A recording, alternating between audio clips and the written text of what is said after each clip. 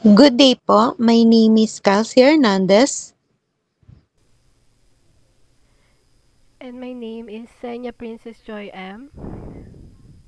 And ito po ang aming concert ticket point of sale or POS system.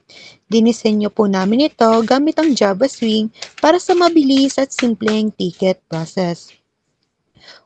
Una po is login form. Dito po is magla-login po muna tayo at ano po, nakadepende po kung ano po yung username or password na gusto ninyo. Pero, syempre, ano muna is, lagay po na muna natin is admin 1234 for username and for password is 123. Pagkatapos naman po ng pagkalagin is pipili na po tayo ng klaseng konsyerto na ating bibilhin tulad ng tulad ng OPM or local or international. Ito po ang ating Java code. This type is international or international, local, or OPM. Pagkatapos po is dahil po ang ating po is ang flow po natin ay one-time transaction lang, pagkapili ng artist, direkta na po itong magna-navigate sa seat selection. At ito po yung aming Java code, override, public void, action perform, action or action event, and yan po. And then, ikiklik po yung desired, yun na po, ikiklik na po yung pagka-click na po no artist. Patapos po is, ito po yung seat selection panel. Gumamit po kami ng nested panels at border layout para i-simulate ang kurbada at tingnan ang load seat method. Ito po yung seat Java code namin, seat map panel. Yan dyan po, ituturo po. Ito po yung grid layout, 3155. And meron po tayong border layout which is center, border layout west, border layout east. At ito po yung seating area. Makikita nyo po doon na nahati po ito sa upuan. Like I said, center, west, at east na nagbibigay po ng illusion sa arena. At meron po silang color coding. Ang bawat section po ay may iba't ibang kulay na nagde-define sa kung ano yung pipiliin mo pong desired seat. Ang create section panel method. Halimbawa po, sa VIP standing. Kapag ginamit, ang kulay po niya, kapag pinindot niyo po siya, makikita po ninyo ang custom dark pink color. Ito po yung Java po namin. Java code, if section name contains VIP standing, base color, color decode. Meron pong color decode, yung color po which is the dark pink color. Pwede po tayong pumili ng ilang upuan na nais ninyo. At pwede rin po tayong magdagdag ng merchandise na gusto ninyo. Ang lahat po ng presyo at selection ay nagsisave po sa parent, get session, parentheses, dot selected seats, map.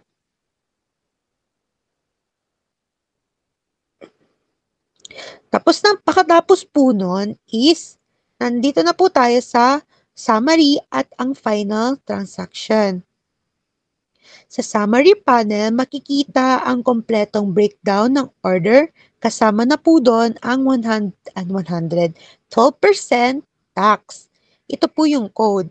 Private final double tax rate equals 0.12 and current tax equal current subtotal tax rate. Current total equals current subtotal plus current tax. Pagkatapos naman po nun is yung receipt. Papakita po yung receipt. Pagkatapos po nun is ika-calculate na po yung sukle at i-display muna ang official receipt bago tuluyang i-finalize. So, syempre, i-click nyo po yung display receipt, yung second, para makita nyo po yung resibo ng kung ano yung mga pinili ninyo tulad ng desired seat at kung ano yung mga pinili nyong merchandise. Doon po lahat ipapakita. Pagkatapos po, kapag tama naman po yung pinili ninyo is, ayun nga po, kapag makikita po dun yung total and then, syempre, yung sukli na rin po.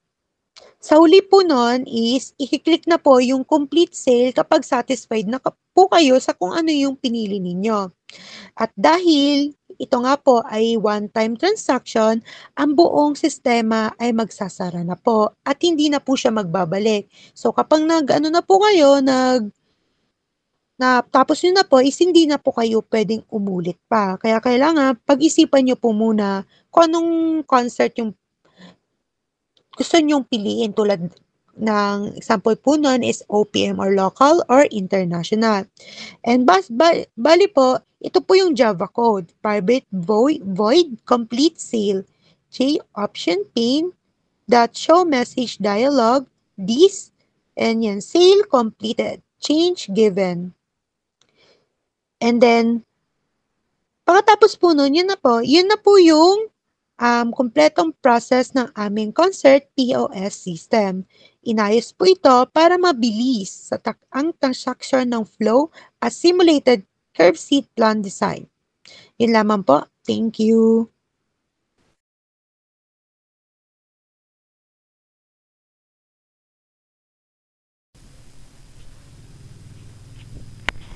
Hello everyone. Let's proceed sa output ng job na to or ng program na ito. So, first, di ba meron tayo ditong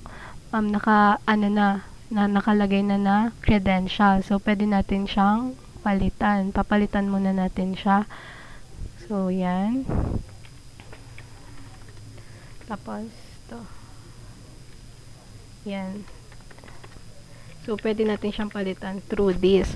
So, magpo-proceed na tayo.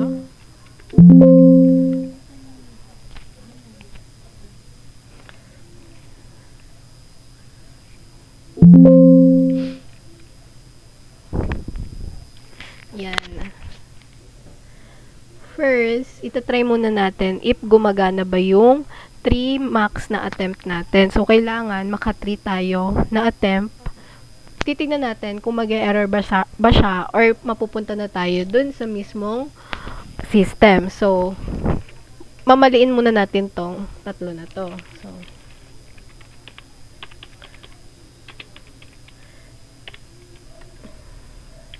yan. Tapos, ibayin natin yung password. Diba? Ayan. So, meron pa tayong remaining na 2 attempts. So, isa pa.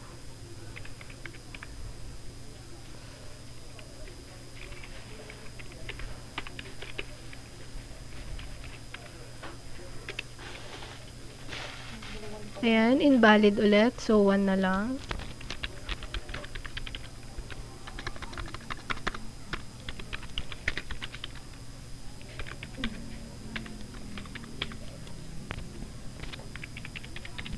So, try natin. Login. Wait lang. Nag-exceed na tayo sa maximum reach ng system. So, yung system na to is magko-close siya kapag nag-exceed tayo dun sa max attempt. So, next. Ilalagay na natin yung tamang username and password.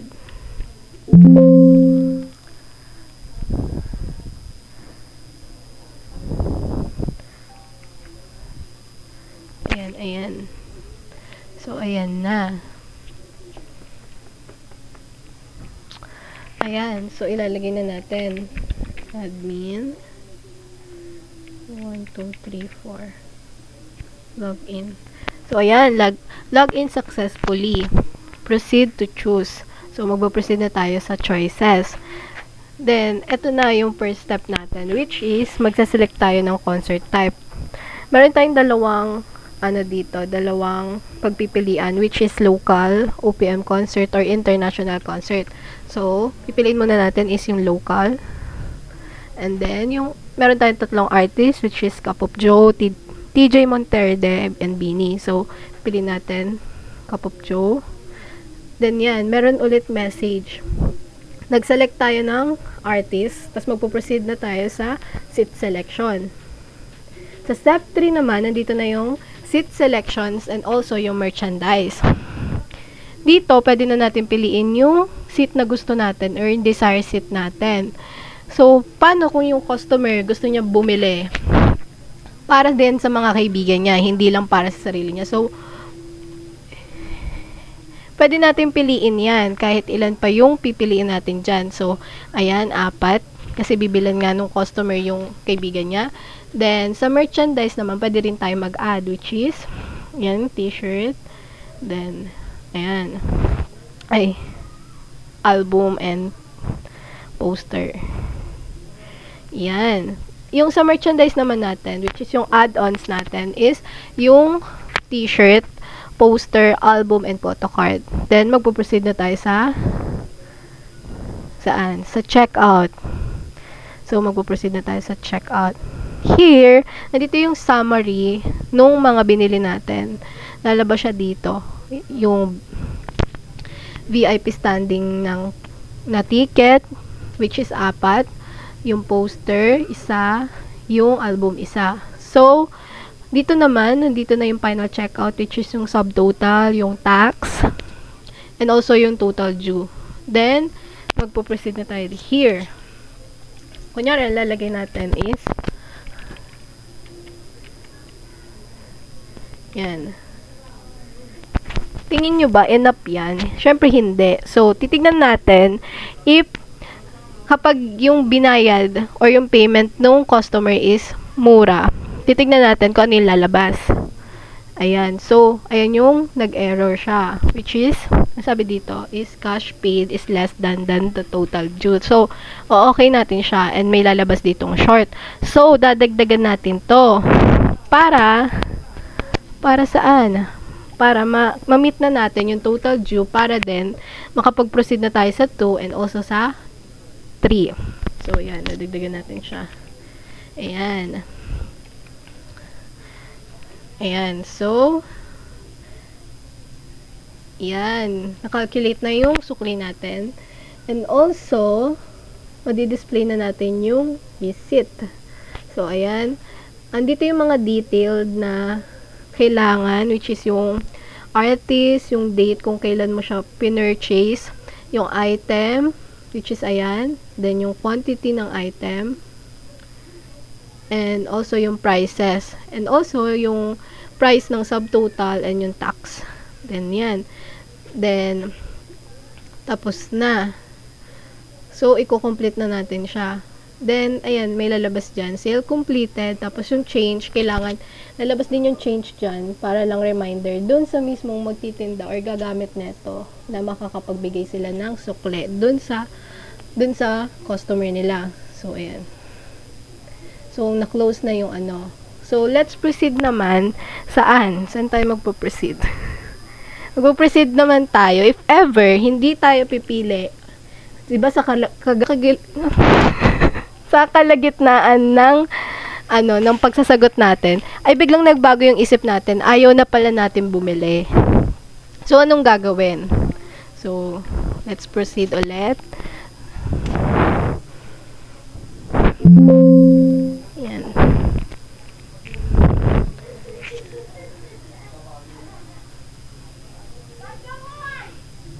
Ayan. So, lalagay natin ulit. Admin. 1, 2, 3, 4. So, log in. So, ayan, okay. This time naman, ang pipiliin naman natin dito is international.